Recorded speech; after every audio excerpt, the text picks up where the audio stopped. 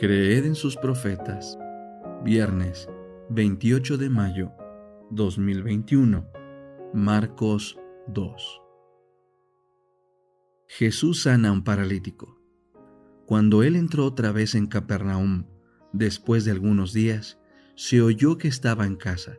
Muchos acudieron a él, de manera que ya no cabían ni ante la puerta, y él les hablaba la palabra. Entonces vinieron a él trayendo a un paralítico cargado por 4, y como no podían acercarlo a él, debido al gentío, destaparon el techo donde Jesús estaba, y después de hacer una abertura, bajaron la camilla en que el paralítico estaba recostado. Y viendo Jesús la fe de ellos, dijo al paralítico: Hijo, tus pecados te son perdonados. Algunos de los escribas estaban sentados allí y razonaban en sus corazones: ¿por qué habla éste así? Blasfema. ¿Quién puede perdonar pecados sino solo Dios? De inmediato Jesús, dándose cuenta en su espíritu de que razonaban así dentro de sí mismos, les dijo: ¿por qué razonan así en sus corazones? ¿Qué es más fácil decir al paralítico: tus pecados te son perdonados, o decirle: levántate, toma tu camilla y anda? Pero para que sepan que el Hijo del Hombre tiene autoridad para perdonar pecados en la tierra, dijo el paralítico: a ti te digo, levántate, toma tu camilla y vete a tu casa.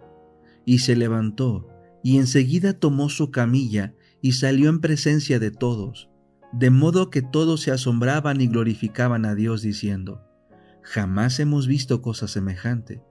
El llamamiento de Leví. Jesús salió otra vez junto al mar, y toda la gente venía a él, y él les enseñaba.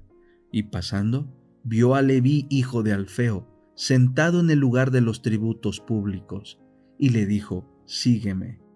Y levantándose lo siguió. Sucedió que, estando Jesús sentado a la mesa en casa de Leví, muchos publicanos y pecadores estaban también sentados a la mesa con Jesús y sus discípulos, porque eran muchos y lo habían seguido. Y cuando los escribas de los fariseos lo vieron comer con los pecadores y publicanos, decían a sus discípulos: ¿por qué come con los publicanos y pecadores?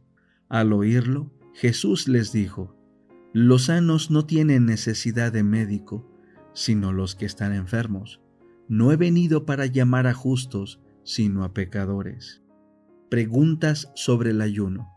Los discípulos de Juan y los fariseos estaban ayunando.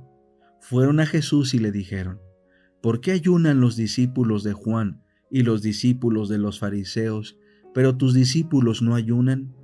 Jesús les dijo: ¿acaso pueden ayunar los que están en bodas mientras el novio está con ellos? Entre tanto que tienen al novio con ellos, no pueden ayunar.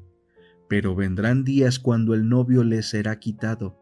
Entonces en aquel día ayunarán. Nadie pone parche de tela nueva en vestido viejo. De otra manera, el parche nuevo tira del viejo, y la rotura se hace peor. Ni nadie echa vino nuevo en odres viejos. De otra manera, el vino rompe los odres, y se pierde el vino, y también los odres. Más bien, el vino nuevo se echa en odres nuevos. Jesús, Señor del sábado. Aconteció que Jesús pasaba por los sembrados en sábado, y sus discípulos se pusieron a caminar arrancando espigas. Los fariseos le decían: mira, ¿por qué hacen en los sábados lo que no es lícito? Y él les dijo: ¿nunca han leído qué hizo David cuando tuvo necesidad y pasó hambre él y los que estaban con él? ¿Cómo entró en la casa de Dios siendo Abiatar sumo sacerdote y comió los panes de la presencia y aún dio a los que estaban con él, cosa que no es lícito comer salvo a los sacerdotes? También les dijo: el sábado fue hecho para el hombre, y no el hombre para el sábado. Así que el Hijo del Hombre es Señor aún del sábado. La oración, capítulo 8. La oración victoriosa. 2 hermosos querubines estaban de pie en cada extremo del arca, con las alas desplegadas sobre ella, y tocándose una a otra por encima de la cabeza de Jesús, de pie ante el propiciatorio, estaban los querubines cara a cara, pero mirando hacia el arca, en representación de toda la hueste angélica que contemplaba con interés la ley de Dios. Entre los querubines había un incensario de oro, y cuando las oraciones de los santos ofrecidas con fe subían a Jesús, y él las presentaba a su Padre, una nube fragante subía del incienso, a manera de humo de bellísimos colores. Encima del sitio donde estaba Jesús ante el arca, había una brillantísima gloria que no pude mirar. Parecía el trono de Dios. Cuando el incienso ascendía al Padre, la excelsa gloria bajaba del trono hasta Jesús, y de él se derramaba sobre aquellos cuyas plegarias habían subido como suave incienso. La luz se derramaba sobre Jesús en copiosa abundancia, y cubría el propiciatorio, mientras que la estela de gloria llenaba el templo. No pude resistir mucho tiempo el vivísimo fulgor. Ninguna lengua acertaría a describirlo. Quedé abrumada y me desvié de la majestad y gloria del espectáculo. El ejemplo de Cristo que obra en todo momento. La fortaleza de Cristo provenía de la oración. Había tomado sobre sí la humanidad, llevó nuestras enfermedades y se hizo pecado por nosotros. Cristo se retiraba a los huertos o a las montañas, alejándose del mundo y todo lo demás. Estaba a solas con su Padre. Con fervor intenso derramaba sus súplicas y ponía todo el poder de su alma en aferrarse de la mano del infinito. Cuando enfrentaba pruebas nuevas y mayores, se alejaba, buscando la soledad de las montañas, y pasaba la noche entera en oración a su Padre Celestial. Siendo Cristo nuestro ejemplo en todas las cosas, si imitamos su ejemplo de oración ferviente e insistente al Dios que da poder, en el nombre de quien nunca se rindió ante las tentaciones de Satanás, para poder resistir las acechanzas del enemigo astuto, nunca seremos vencidos por él. El esfuerzo perseverante y la oración nos preparan para los deberes diarios. No será vana la petición de los que buscan a Dios en secreto, confiándole sus necesidades y pidiéndole ayuda. Tu Padre que ve en lo secreto te recompensará en público. Si nos asociamos diariamente con Cristo, sentiremos en nuestro derredor los poderes de un mundo invisible, y mirando a Cristo nos asemejaremos a Él. Contemplándolo, seremos transformados. Nuestro carácter se suavizará, se refinará y ennoblecerá para el reino celestial. El resultado seguro de nuestra comunión con Dios será un aumento de piedad, pureza y celo. Oraremos con inteligencia cada vez mayor. Estamos recibiendo una educación divina, la cual se revela en una vida diligente y fervorosa. El alma que se vuelve a Dios en ferviente oración diaria para pedir ayuda, apoyo y poder, tendrá aspiraciones nobles, conceptos claros de la verdad y del deber, propósitos elevados, así como sed y hambre insaciable de justicia. Al mantenernos en relación con Dios, podremos derramar sobre las personas que nos rodean la luz, la paz y la serenidad que imperan en nuestro corazón.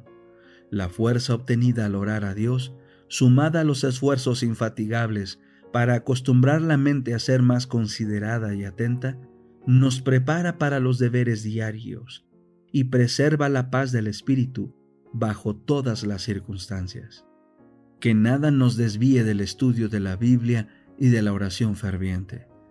Que ninguna cosa, por preciada que sea, por amada que sea, absorba vuestra atención y vuestros afectos, y que os desvíe del estudio de la palabra de Dios o de la oración sincera.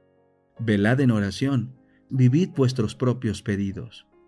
La fe como elemento esencial de la oración.